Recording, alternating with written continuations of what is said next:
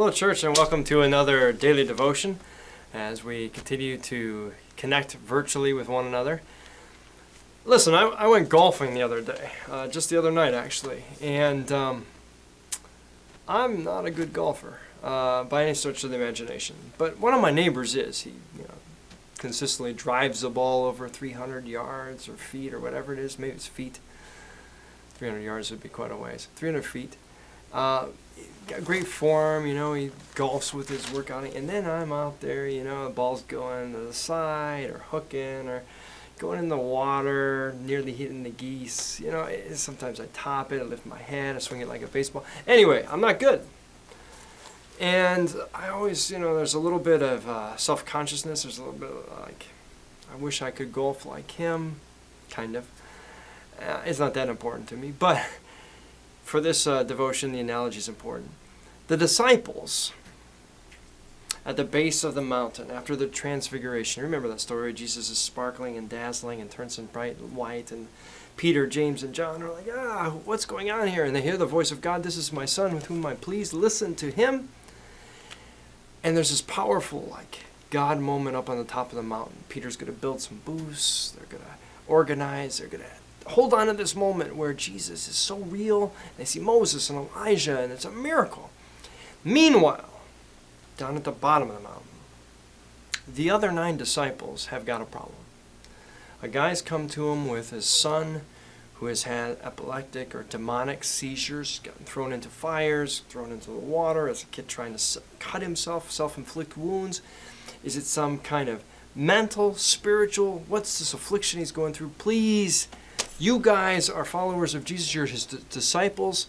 I know that you've been given the authority to cast out demons because of him. You've healed people. Heal my son. But when Jesus comes down the mountain, James and Peter and John, they're saying, guys, you should have seen this. Oh my gosh. Up on the mountain, you guys should have all came. You missed it. Meanwhile, the disciples at the bottom of the hill are kind of looking down at their tops of their sandals, embarrassed, arguing with each other. Jesus says, what's going on here, guys? The man comes up, your disciples here, a lot of good they did. I told them about my son, they couldn't fix it. Let's get to the point here. A lot of times, we look at ourselves and we say, what would Jesus do? Well, Jesus would do A, and I can't come close to it, so I'm just not going to try. Or we tried to do this, Jesus, and there's a lot of whining, but we had these problems.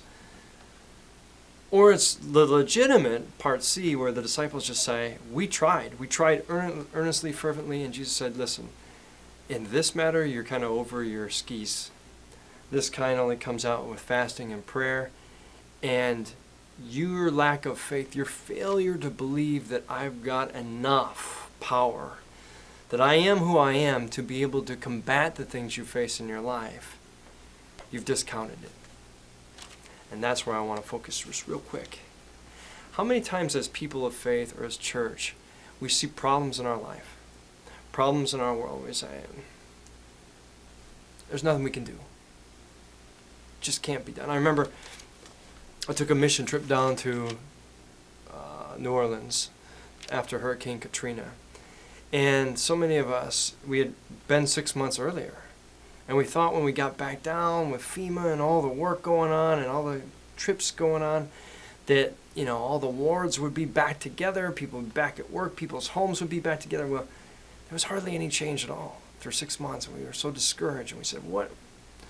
This is like throwing a pebble into the ocean. What good are we going to do? And I remember one man on the trip said, you know what? I can't do everything. I can't house everybody in this ward.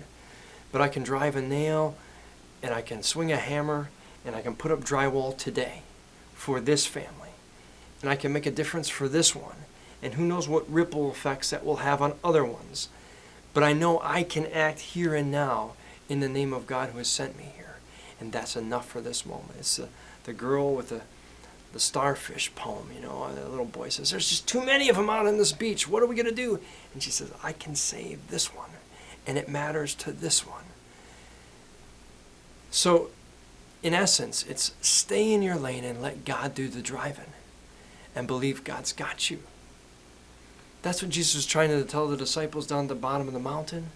So they failed to see that God is enough, despite all the problems they face. And they snowball and they roll into one and they say, the sky is falling. We're stuck. We've got nothing to do. Help us.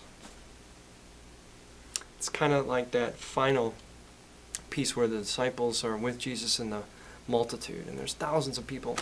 And Jesus says, we got to feed these people. And the disciples are like, got 5 loaves and 2 fish. What's that going to do? Nothing.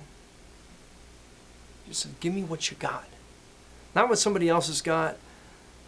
Not how anybody else is going to do this. You give me what you have and trust me, and it'll be enough. Do you trust that? That God is big enough to face whatever problems we've got, and God's got us through them. In our moments of failure, in our moments when we feel like we just aren't going to get it done, God says, hang on. Have a little faith. What do you got? Not a lot. It'll be enough. Trust me.